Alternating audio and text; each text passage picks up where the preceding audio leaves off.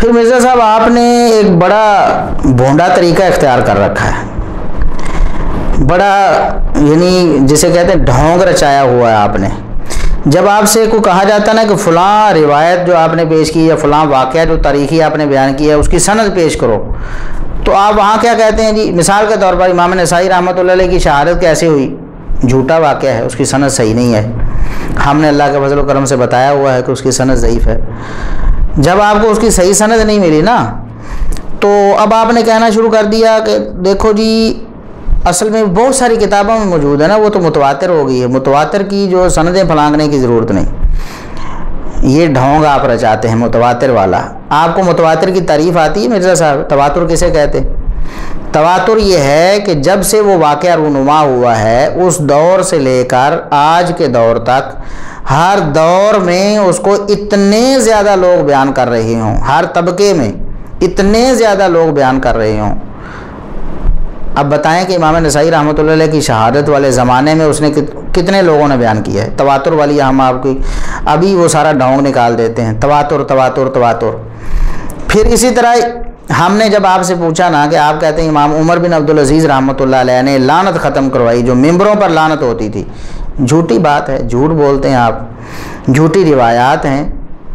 اور پھر اس کی سند جو ملی طبقات ابن سعد سے، اس میں ابو مخنف لوط بن یحییٰ کذاب راوی، جھوٹا رافضی راوی، دشمن صحابہ راوی، جو صحابہ کا دشمن تھا بڑا برا، اس نے وہ روایت گھڑی ہوئی تھی، طبقات ابن سعد میں اس کی سند موجود تھی، لیکن آپ نے اس کو جناب تاریخ الخلفاء سے نقل کر دیا جہاں اس کی سند ہی کوئی نہیں ہے۔ اور جب آپ اس کو بتایا گیا کہ اس کی سند ضعیف ہے تو آپ نے کہا جی ساری کتابوں میں، بہت ساری کتابوں میں لکھی ہوئی ہے، لہٰذا یہ متواتر ہو گئی۔ واہ سبحان اللہ، جس کو آپ چاہیں متواتر کر دیں۔ یہ تواتر آپ نے ہاتھ میں کوئی آلہ لیا ہوا ہے، اس کو لگا دیں، بس اس کو ٹیگ لگا دیں، متواتر ہوگی۔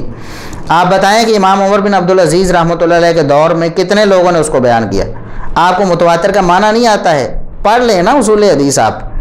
متواتر کی جو شرطیں ہیں اور جو اس کی تعریف ہے جو کتابوں میں شروع میں لکھی ہوتی، کوئی چھوٹی سے چھوٹی کتاب آپ پڑھ لیں، آپ کو پتہ چل جائے متواتر کیا ہوتی ہے۔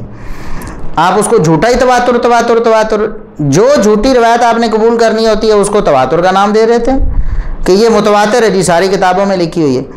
اور ابھی میں آپ کو بتاتا ہوں کہ وہ روایتیں جو آپ نے ضعیف کہی ہیں یا جو جعلی کہی ہیں، جو جھوٹی کہی ہیں، وہ بھی بہت ساری کتابوں میں موجود ہیں، تو وہ جعلی کیسے ہوگی؟ وہ متواتر کیوں نہیں ہوگی؟ مثال کے طور پر آپ نے اپنے اس لیکچر نمبر 14 میں کہا، یہ مجلس نمبر 14 میں کہا کہ نور الدین زنگی والا واقعہ جھوٹا ہے، اور آپ نے کہا بے سند ہے۔ اب یہ واقعہ کتنی کتابوں میں میں آپ کو دکھا سکتا ہوں؟ امام نسائی رحمۃ اللہ علیہ کی شہادت کا واقعہ جتنی کتابوں میں ہے اتنی کتابوں میں میں آپ کو نور الدین زنگی والا واقعہ بھی دکھا دیتا ہوں، اور آپ اس کو بھی مان لیں۔ اس کو کیوں جھوٹا کہتے ہیں؟ کیوں جھوٹا کہتے ہیں؟ کیوں بے سند کہتے ہیں؟ آپ تو کہتے ہیں جو بہت ساری کتابوں میں موجود ہو متواتر ہو جاتا ہے اور اس کی سندیں پھلانگنے کی ضرورت ہی نہیں رہتی، تو نور الدین زنگی والا واقعہ بھی تو آپ کہو متواتر ہے، کہہ دو نا متواتر ہے، اس کو جھوٹا کیوں کہتے ہو؟ اسی طرح آپ سے جب سوال ہوا کہ ابو جہل کی مٹھی میں پتھر تھے، تو اس نے جا کر نبی کریم صلی اللہ علیہ وسلم سے پوچھا بتاؤ میری مٹھی میں کیا ہے، تو مٹھی میں کینکر بول پڑے، تو آپ نے کہا وہ یہ بھی مجھے کسی مسند کتاب میں نہیں ملا، یہ بھی واقعہ ثابت نہیں ہے۔ یہ بھی تو اگر ذکر ہونا ہی، سند کوئی اعتبار نہیں رکھتی، ذکر ہونا ہی بعض کتابوں میں، کچھ کتابوں میں ذکر ہو گیا، تو یہ بھی سیرت کی بہت ساری کتابوں میں مذکور ہے، پھر اس کو بھی متواتر کہہ دو نا۔ اسی طرح آپ سے پوچھا گیا کہ سیدنا عمر رضی اللہ تعالیٰ عنہ کے قبول اسلام والا وہ جو واقعہ بیان کیا جاتا ہے کہ وہ اپنی بہن کے گھر میں گئے، وہاں بہن کو قرآن پڑھتے دیکھا، پوچھا، اور پھر وہ سارا واقعہ، تو آپ نے کہا یہ بہت کمزور روایت ہے، بہت کمزور روایت ہے، یہ بھی ضعیف ہوئی نا۔ اور یہ کتنی کتابوں میں موجود ہے پتہ ہے آپ کو؟ جتنی کتابوں میں آپ امام نسائی کی شہادت والا واقعہ دکھائیں گے نا، اور جتنی کتابوں میں آپ عمر بن عبدالعزیز رحمۃ اللہ علیہ کی طرف منسوب اس جھوٹے واقعے کو دکھائیں گے، اتنی اس سے زیادہ کتابوں میں ہم آپ کو سیدنا عمر رضی اللہ تعالیٰ کے قبول اسلام کا یہ واقعہ دکھا دیں گے، اس کو بھی متواتر مان لو۔ پھر یہ ڈھونگ چھوڑ دو مرزا صاحب، کیوں آپ کو یہ بات سمجھ نہیں آتی؟ آپ کو پتہ نہیں ہے؟ خود آپ کہتے ہیں کہ آج ایک بات آپ کرتے ہیں میڈیا پر تو آپ دوسرے دن بے عزت ہو جاتے ہیں، لوگوں کو پتہ چل جاتا ہے اور آپ کہتے ہیں کہ لوگ گھاس نہیں کھاتے. اچھا، جو دوسرے علماء کو سنتے ہیں وہ گھاس نہیں کھاتے، اور جو آپ کو سنتے ہیں وہ کوئی گھاس کھاتے ہیں؟ ان کو نہیں پتہ چلے گا کہ آپ کہاں ڈنڈی مار رہے ہیں؟ تو آپ نے کہا کہ جعلی کام کر رہے ہیں، اور میں ان علماء کو کہہ رہا ہوں کہ آپ اپنے ساتھ اتنا خطرناک کھیل کھیل رہے ہیں. یہ مرزا صاحب آپ کے الفاظ ہیں.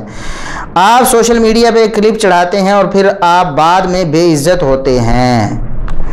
جی، آپ بھی کلپ چڑھاتے ہیں اور آپ بھی الحمدللہ بے عزت ہو رہے ہیں.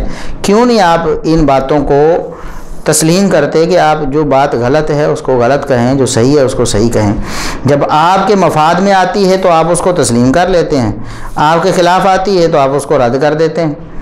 آپ کے حق میں ہو تو امام عمر بن عبدالعزیز کی طرف جھوٹا منسوب واقعہ متواتر ہو جاتا ہے. امام نسائی رحمۃ اللہ علیہ کی شہادت کا واقعہ متواتر ہو جاتا ہے. ہم اس کی سند کا مطالبہ کرتے تو آپ کہتے ہیں سند کی ضرورت نہیں. اور جن واقعات کو آپ ضعیف کہہ رہے ہیں یا جعلی کہہ رہے ہیں یا جھوٹے کہہ رہے ہیں وہ بھی تو بہت ساری کتابوں میں منقول ہے نا. تو تواتر کی شرطیں آپ پڑھیں، متواتر کی تعریف آپ پڑھیں. متواتر کے لیے پہلی شرط یہ ہے کہ ہر طبقے میں جب سے وہ واقعہ رونما ہوا اس دور میں بھی اتنے لوگ ہوں کہ جھوٹ پر ان کا متفق ہو جانا محال ہو. اور بعض لوگوں نے تو 100 کی شرط لگائی کہ متواتر کے لیے 100 لوگ ہونے چاہیے ہر طبقے میں بیان کرنے والے. بعض نے 70، بعض نے 40، کم از کم 10 کی تو شرط لگائی گئی ہے نا. 10 لوگ تو کم از کم بھی ہونے چاہیے. کم از کم بھی اگر ہم کہیں نا تو متواتر کے لیے 10 لوگ ہونے چاہیے. چلو 7 ہی ہونے چاہیے. 7 لوگ، چلو 3 ہی دکھا دو کہ عمر بن عبدالعزیز رحمۃ اللہ علیہ کے دور میں 3 سکہ لوگوں نے یہ واقعہ بیان کیا ہو. پھر اس کے بعد اس دور میں اس کے بعد ہم پوچھیں گے، اس کے بعد آپ پوچھیں گے، اس کے بعد پوچھیں گے. تو ہر دور میں آپ بتاؤ نا ہمیں کہ کتنے متواتر اس کو بیان کر رہے ہیں. کیوں آپ جھوٹ بول رہے ہیں؟ لوگ کو گھاس کھاتے ہیں مرزا صاحب، لوگ گھاس نہیں کھاتے. اب جو لوگ آپ کی وجہ سے دھوکے میں پڑے ہوئے ہیں وہ بھی گھاس نہیں کھاتے ہیں. اللہ کے فضل و کرم سے انہیں بھی باتیں سمجھ آ رہی. وہ بھی سوشل میڈیا پہ بیٹھتے ہیں. پہلے انہیں ایک ہی پہلو نظر آ رہا تھا، ایک ہی بات جب نظر آ رہی تو وہ سچی لگتی ہے. اب جب دوسرا پہلو ان کو نظر آ رہا ہے نا وہ آپ سے بدظن ہو رہے ہیں اور آپ سے مطالبہ کر رہے ہیں کہ آپ جواب دو، لیکن آپ کہتے ہیں میں جواب نہیں دوں گا. تو اللہ تبارک و تعالیٰ آپ کو ہدایت نصیب فرمائے.